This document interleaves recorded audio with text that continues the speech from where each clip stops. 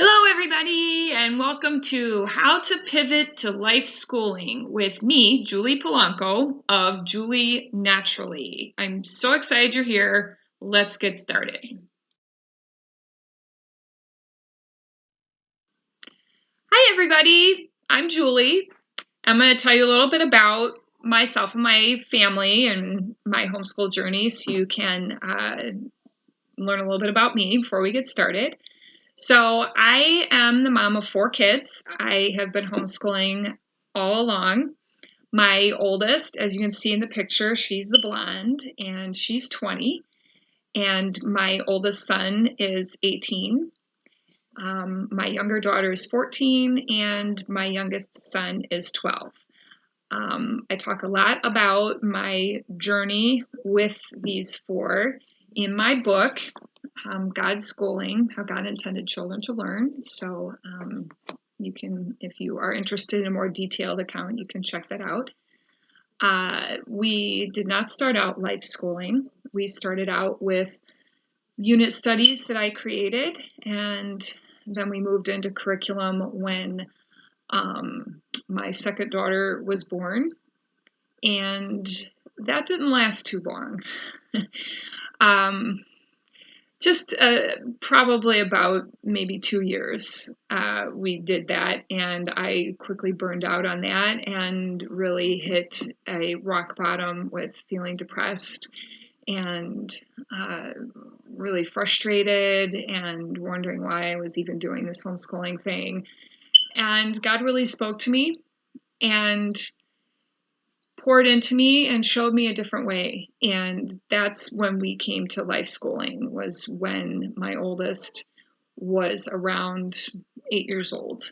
So you're going to hear a little bit more about that as we go along. And I'm going to share with you some important insights and tools that I gained to help you be able to make that transition too. So hold on to your seatbelts. We're going to get started. Okay, so, you want to switch to life schooling, and you're probably thinking, oh, so, do I just throw out all the curriculum and we just, play games all day and, we just don't do anything or just wait around for inspiration to hit us? That's not the first thing that you should know. And sometimes you do play games, that's true. But the first thing, the foundation of a switch to life schooling is to change your thinking. The Bible tells us renew your mind, and that's what we're going to do. So there's 3 major areas that we need to renew our thinking in order to be able to successfully adopt a life schooling approach. So the first area is how children learn. The second is the nature of education itself, and the third is family dynamics. So first, how children learn. So we have been taught that children need to be taught, that they are born with a blank slate, that they're not going to learn anything unless we teach it to them. And that just is not true. Children are born curious. They are born adventurers, and God put in them from birth the desire to go out and explore and to learn about His creation and to subdue it. That's what we have been told to do. So they naturally want to go out, and if you watch toddlers, you'll see them. They can't wait to explore their environment. They get into everything, as we know. And what happens is that very often the world just sort of beats that desire out of them. It's they're prevented. They're told not to do that. And over time they lose some of that fire for learning. The second area is the nature of education. So in general, we've also been taught that education must be organized. It must be taught in a sequence, that we need to divide kids by grade levels, that education is taught by subject areas. and that school is separate from the rest of your life, that school is school and home life is home life and play is play. Now, as homeschoolers, we kind of know that, school and life and all of that is kind of become integrated, but we still tend to adopt a lot of the cultural ideas of being sequenced, having subject areas and all of that. And really, that is not true either. If we really examine it, education is a very holistic thing.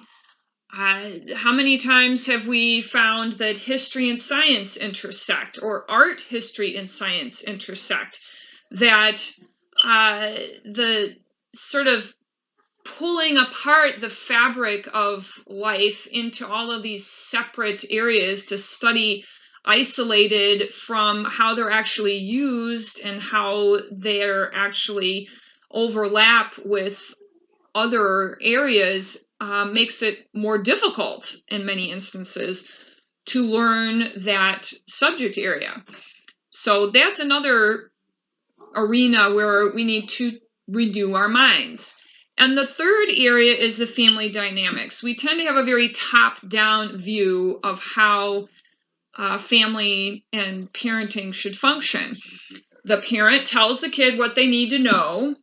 The parent tells the child what they need to learn, and the child does it. In a life schooling approach, it's not quite like that. There's a more collaborative approach of talking with our children about what they might like to learn. It's also a much more God-focused approach in terms of what is God working in this child? What gifts has God given this child? What basic indications can I see of where might this young person be going with their faith walk, with their skills and talents and interests?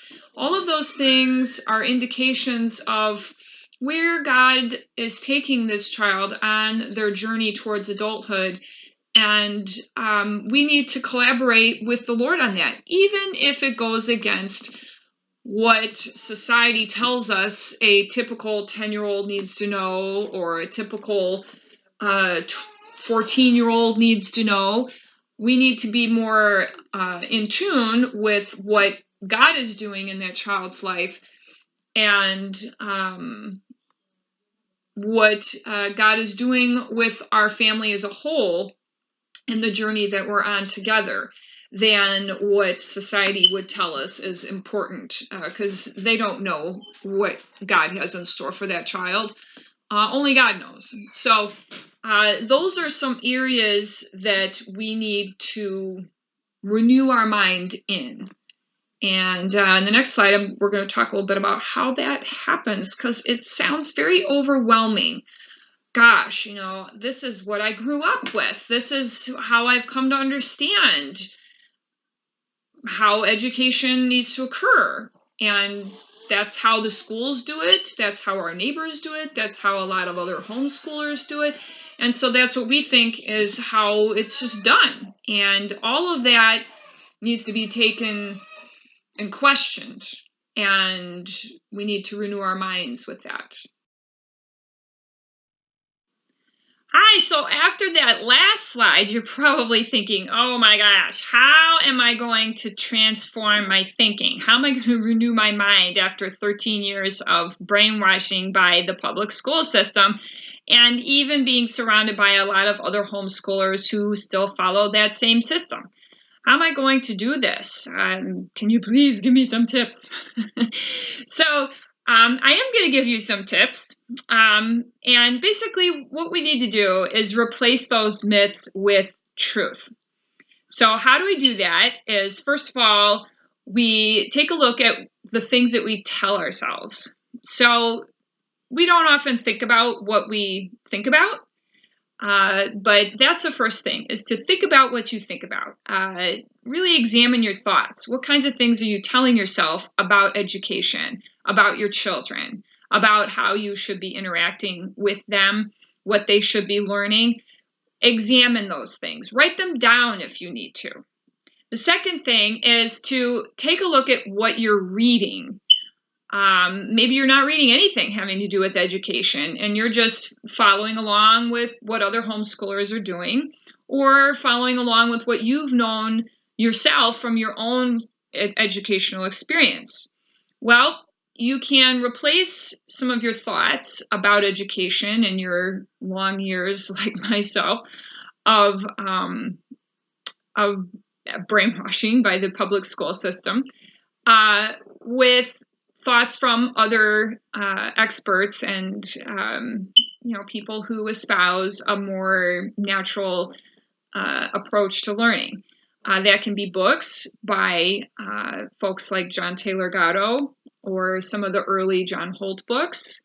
I would just advise be careful about some of the people that you choose to read. Not everything is, of course, biblical or profitable, but those can be helpful in terms of changing your thoughts about education.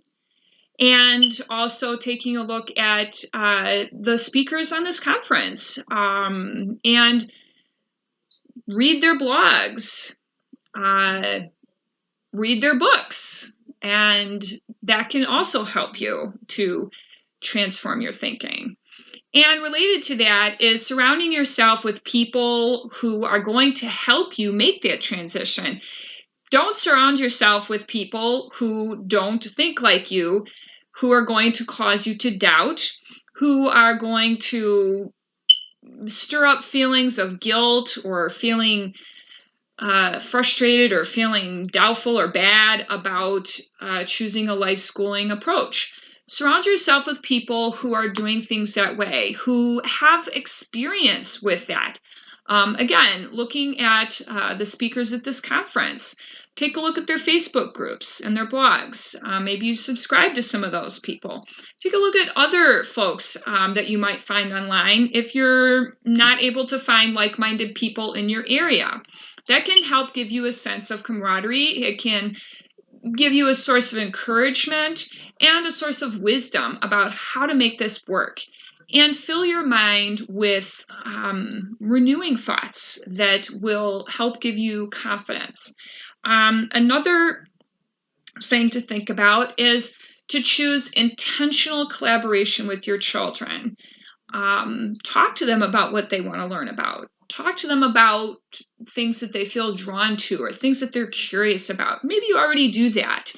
But instead of making a curriculum out of it or making some requirements out of it, I know I've done that. I'll talk to them and then I make a unit study and then they're required to do the things in the unit study. And that tends to zap the joy out of learning about that topic. Instead, make it perhaps a little more casual. Find some books and learn together. Maybe go with some field trips or talk to them about doing some projects around that. But inspire, don't require, is how I would put that. Also, just the way that you respond to your children's requests, the way that you behave towards them, the way that you treat yourself even when it comes to education and home learning. So rather than having we'll do that after we finish our curriculum for the day, instead perhaps consider doing that instead of the curriculum and gradually phase that out so that you can have more of an authentic approach to learning, a more life schooling approach. And you might consider organizing your day to intentionally have room for that in your schedule if you still need to have a schedule type thing. Lastly, I would recommend setting up pillars of remembrance, whether that be taking pictures of your learning experiences. Maybe you have some of those things on Instagram or your Facebook page. Maybe you just create a portfolio or scrapbooking at home. But having pillars of remembrance of times that you have followed interests and all of the wonderful adventures that you've had. And that will be something to look back on when you do have, some of those times where things seem to be kind of lagging, or when you have periods of doubt or feeling discouraged or starting to feel a little bit guilty. You have something to look back on. So those are some things that can help to transform your thinking and renew your mind about life schooling. So I hope that that will help you to feel more confident with that and give you some tools to get started. Hi, so what also goes along with renewing our minds about education and learning and family dynamics is learning how to listen. And I don't mean just listening to the words that people say, but also learning how to listen to the hidden messages that underlie what our children are saying to us. So there's a few areas of learning how to really listen. Learning how to really listen to your own instincts, not the accuser, not the voices of fear, but the voice inside of you that is saying, yeah, let's just go to the park today. The voice inside of you that's saying, maybe he really isn't ready for that. We should just lay off. Or, wow, it's such a beautiful day. Let's just go outside and play today. We're going to go to the park, or we're going to go for a hike today. Learning to listen to those kinds of more mommy voices, and learning how to listen to your children and learning to look for that underlying message in their behavior, because very often children act out because of an unmet need. It's not always just because of their sin nature wanting to disobey, and them just making poor choices.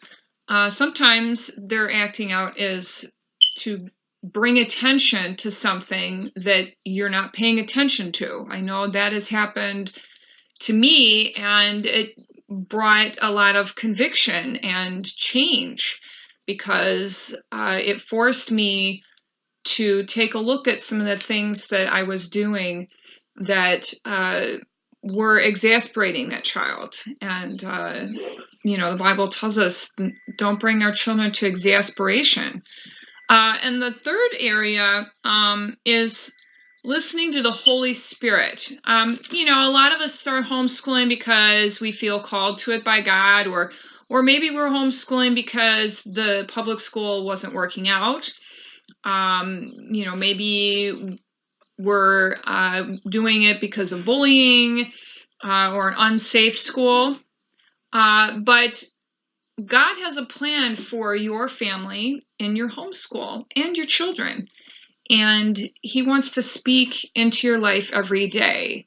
And I know when I started homeschooling, I had a lot of fears, and I was afraid I wasn't doing it right. And I was afraid of what people were going to think. And I was afraid that my kid would be behind.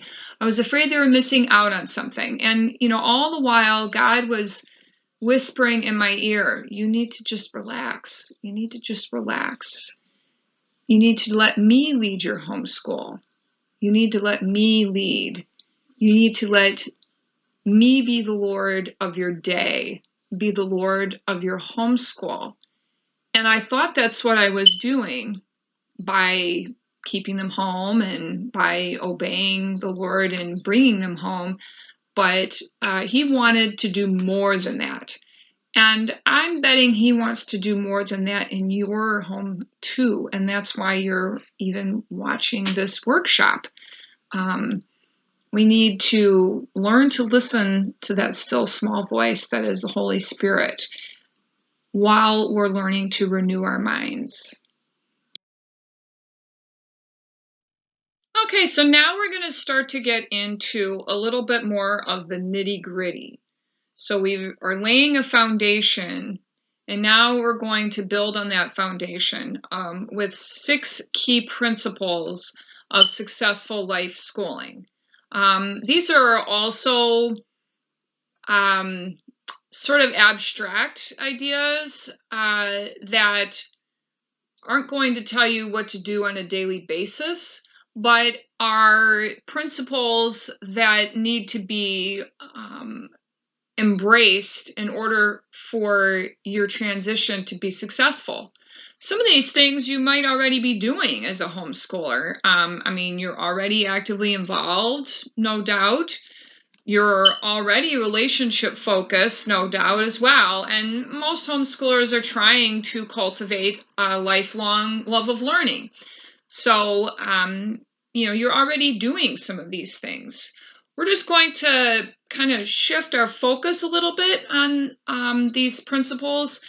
And I'm going to tell you how they apply to a life schooling philosophy. So the relationship focus, while in general, homeschoolers are more relationally focused in terms of you're home with your kids, you're spending more time with your kids, you're trying to foster good relationships between siblings. They're spending more time together probably, and you are able to spend a lot more free time together as well. The relationship focus in life schooling is more mentoring and not so much teacher-student. So your role is more of mentor, facilitator, coach, guide, and not so much teacher-focused. So there's a little bit of a shift that way. And the reason why the active involvement of parents is there is because sometimes when we talk about life schooling, sometimes there are some similarities with Christian unschooling as well. And there tends to be this connotation of a rather hands-off. It's self-directed, to be sure, but it's not entirely self-directed. And parents are not taking a hands-off attitude. They're very actively involved in helping their child to discover, use, and develop their gifts. And also other corollary skills that they're going to need. I mean, everyone needs to learn to read. Everyone needs to learn to write. But how that works for each child is going to look different. So that might look a little bit different when it comes to life schooling. In life schooling, I put everyone as a lifelong learner because very often for homeschooling, we want to inspire a love of learning in the children. But what about you? What about your husband? Aren't you a learner too? Can't you pursue things that you're interested in as well? You don't need to be a mommy martyr. You can pursue your interests and bring your kids along, and who knows, they may develop an interest in those things too. And that brings me to the next thing, which is that everyone's needs are considered. It's not just about satisfying the child's needs. It's also about the parents' needs being met as well. You are a lifelong learner. You have interests, you have skills, talents, and abilities as well. And as your children grow, you can be more involved in those things as well and bring your children along and mentor them in some of those things and show them more of yourself, which also helps to build the relationship aspect. It's not the kids are entitled to everything, or you're martyring all of your needs and sacrificing everything that you love and have tried to nurture in your soul so that they can succeed. What are you going to do when they leave the house? You need to be working on yourself too, in varying amounts of time depending on the ages of your children. Productive activities. Everyone would agree that kids need to be doing productive things, but that doesn't have to look like academic productive things. I put that there because again, sometimes there are these connotations that kids are, engaging in non-productive activities all day, watching TV all day, or playing video games all day. And that just is not the case. And there is a time and a place for playtime, entertainment types of activities, but really try to promote productive activities of varying types. And of course, as I mentioned in the relationship focus, this is a collaboration. It's not the child just telling you all the time, this is what I want to do, and this is where I want to go, and it's not a top-down, you telling them. It's working together on what needs to happen in order for that child to move forward in their faith, in order for that child to move forward in their calling, in order for the parent to be able to provide feedback on their productive activities, and an exchange such that the child is invited into the parent's world as well. So those are some basic principles, that kind of add on to the top of the way that you think about learning and living together and things like that. And we're going to talk in more detail about how that can look on a daily basis next.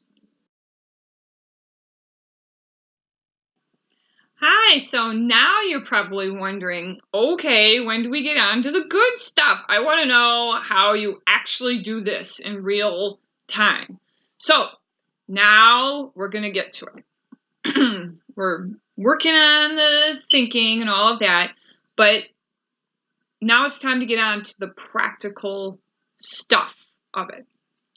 So the first thing that you need to do is to de-school. Now, I know we mostly think of that in terms of, well, when you take your kid out of a public school, then you de-school. And they often talk about that in terms of like, well, you don't do any schoolish types of things, and you just do fun stuff to give your child time to kind of work through what they experienced in school and to kind of get over that. Well, if your homeschool is kind of like school and that you've been running it kind of like a school through curriculum and top-down approach, I'm going to encourage you to take all that stuff and put it away in the shelf, maybe put it in the garage for a while, just put it aside, and you need to de-school. You need to de-school. And it's going to feel kind of weird, like all you're doing is playing. But yes, in fact, that is what you need to do. You need to play with your kids. I know it makes all of us feel a little guilty, maybe, like, oh, I should be doing school and I'm sitting here playing all day. Well, that's okay, because that's how your child is going to get back in touch with the things that inspire him the most. And that's how you're going to learn about your child and what God has really put into that child. That's where you're going to hear the whispers of what that child's potential is. And you are going to get back in touch with your own passions and your own childhood dreams and things that God has put in you that maybe you stuffed down there somewhere. But those need to come out. Remember, God has given those children to you because you are the perfect mother for those kids. And that is part of why you need to discover more about yourself in that way too, so that you can pour into them and they can teach you. So that is what we're going to do. That's the first thing, is to put all the books away and play. Play with your kids. You play too. And think about all of those things that maybe you don't do when you're doing school because you think they're a waste of time or because you don't have time. Those are the things that you're going to embrace, except perhaps things like playing video games for hours on end. I really would caution against doing too much of that because, lots of TV and video games is not what we're after here. We're after you're helping your child to get in touch with their inner selves, and you too.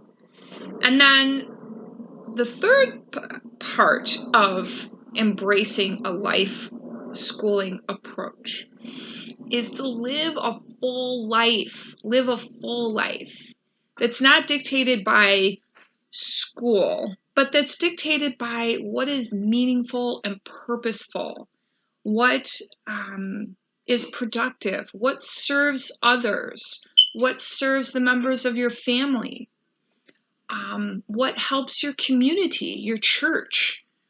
Choosing those things that really help people and give you an opportunity to use those gifts and talents that God is developing in yourself and in your children. So having meaningful, purposeful activities and experiences planned. And then the last thing is do stuff. So if your community has a music festival or live theater or they have library programs, do it. Take the kids and go. If you have small children that maybe wouldn't enjoy some of those things, go to the park. Take them to the play times that they have if you think that would be profitable. Just take them places. If you don't like going to a lot of places, maybe you bring some things into your home. It doesn't have to be expensive. It doesn't have to be, going out and spending lots of money so you can strew your home with all sorts of educational programs and things. But, embrace learning new things. Embrace just the carpe diem, suck the marrow out of life kind of idea that, we're here for a short time, we're here for a purpose, and go after it, do stuff. And if you need to, it's okay to plan and organize, but make sure that your planning and organizing is around your family's goals, your family's mission and passions, not around what a curriculum developer says that you need to do. In fact, a curriculum developer has never met your family, of course. And, who knows where they came up with those standards? It really. So you plan around what fits your family, not around a curriculum. Those are some key things that can help you on a day-to-day basis.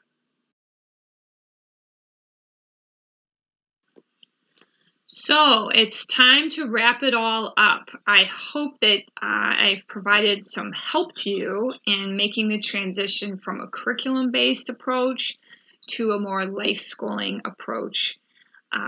We've talked about a lot of things, and it's not going to take a day or maybe not even a week. It sometimes could take a little while to get all of those old ideas out of our minds and to really fully embrace what life schooling has to offer. But I know that if you take these steps and you're really diligent about changing your thinking and really listening carefully to the right voices and surrounding yourself with encouraging people who've been there, done that, I know that you'll be able to enjoy the peace and the fun and the rewards and the joys of life schooling with your children. And I think you'll see so much fruit in your life and with your family and with your children. It's so exciting to see what happens with your teenagers, with your young adults as they get older, through the life schooling process, and to just see how they come into their own, and the things that you poured into them as young children, how that bears fruit when they get to reach adulthood. I've seen amazing things with my older two and how that's played out.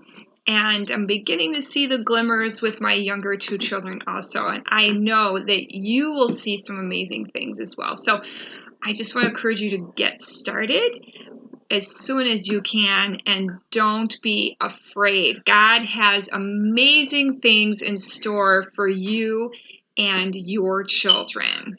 God bless. So thank you for coming to my workshop. You can find out more at julienaturally.com, where I have books, courses, downloads, and other things, including the book I showed you at the beginning of the workshop. I am offering a free course, Motivate Your Child Without Bribes or Punishments, that is available in the swag bag. So make sure that you grab that if you want to dig really deep into how to motivate your child. And I want to also remind you to download the PDF that goes with this workshop to make sure that you can remember and apply the things that you heard today. And this is Julie Polanco from Julie Naturally. Thank you for coming to my workshop.